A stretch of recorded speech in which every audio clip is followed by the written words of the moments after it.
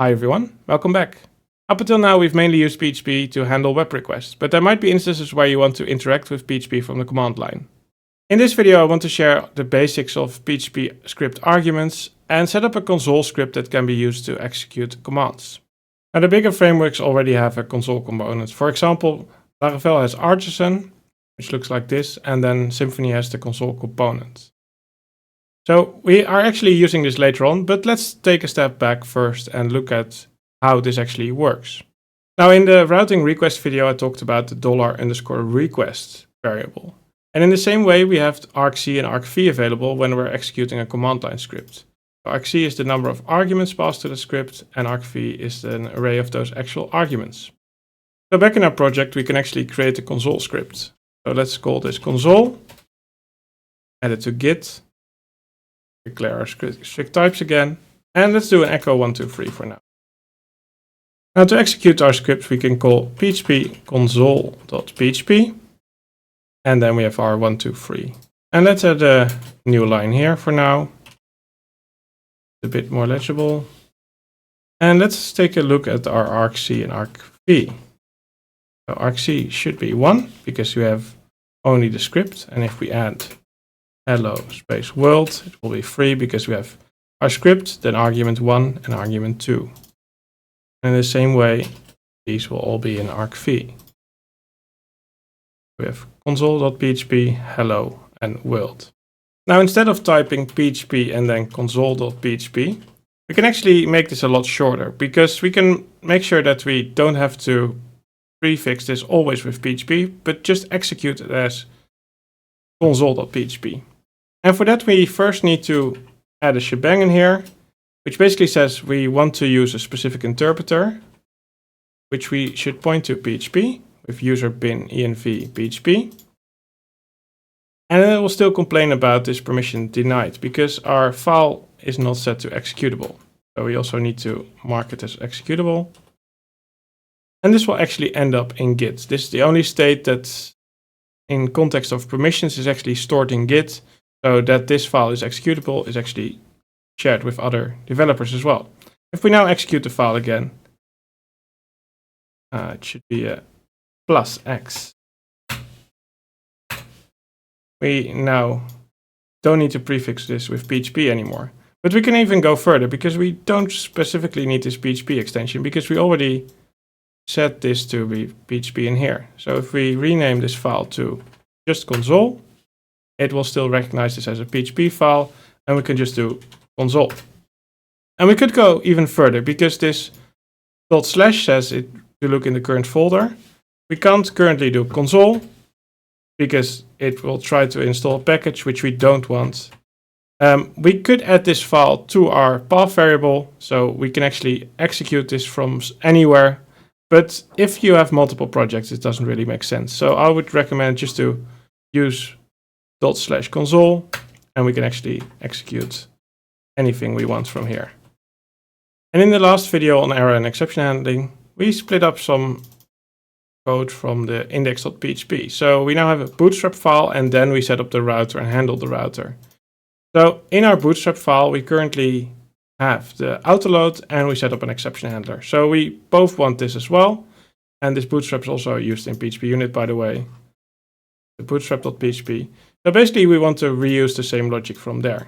So we do a require of our bootstrap PHP. And this means that our console and our index.php now are bootstrapped the same way. So for now this is only exception handling and the autoload, which we're actually gonna need a bit later on because we need access to our classes. But if there's more logic we want to share between requests coming in and commands being executed, we can actually do that using this bootstrap file. Now we could get the command that has to be executed from this second argument here, because the first one is the path to the script and the second one is the command to be executed. But it doesn't make sense to reinvent the wheel here. There's a very popular package, the console component from Symfony, which is actually used by Composer itself, by PHP CS Fixer, by PHP Stan. So let's also implement that. And that's just another Composer require, this time of Symfony/console. And it's already installed. And let's give a good example by actually looking at the documentation. So first we need to do a compose or require of Symfony console. We already did that. And then it says here, if we install the component outside of a Symfony application, you must require the vendor autoload file. Well, we already required the bootstrap file, and in the bootstrap file, we did a require of vendor autoload. So we've already done this. And then after that, we need to do a new application, register the commands, and run the application. And we can register commands by using application add. So first we create an application. Symfony console. And then we run that. We now do another console hello world. It's complaining that command hello is not defined. But that makes sense because we didn't add any commands yet. So let's create our first command, and let's not do hello world, but let's do clear cache, something that makes sense in a production environment. So let's create a folder console, and in there commands, and we create our clear cache command in there. So let's add our declare strict types. Then we need to extend command Symfony console at the attribute that defines the as command name.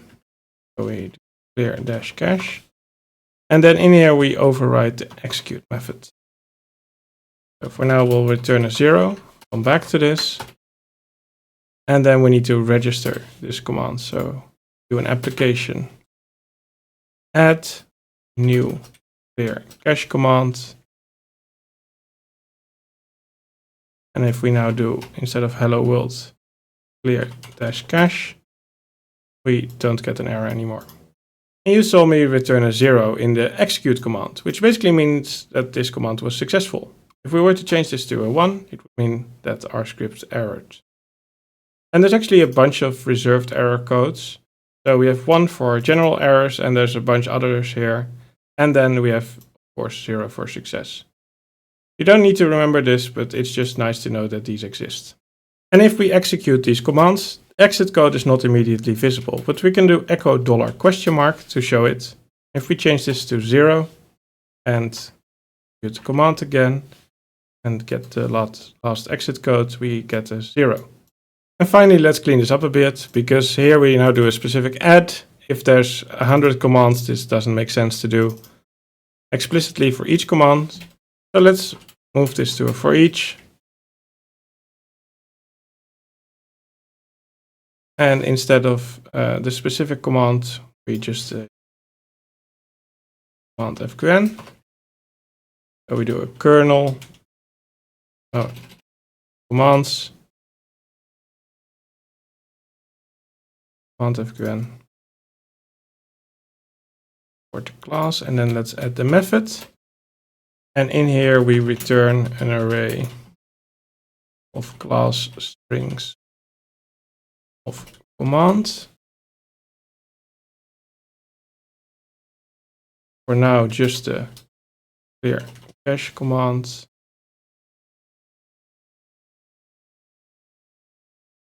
Return an array. And this should actually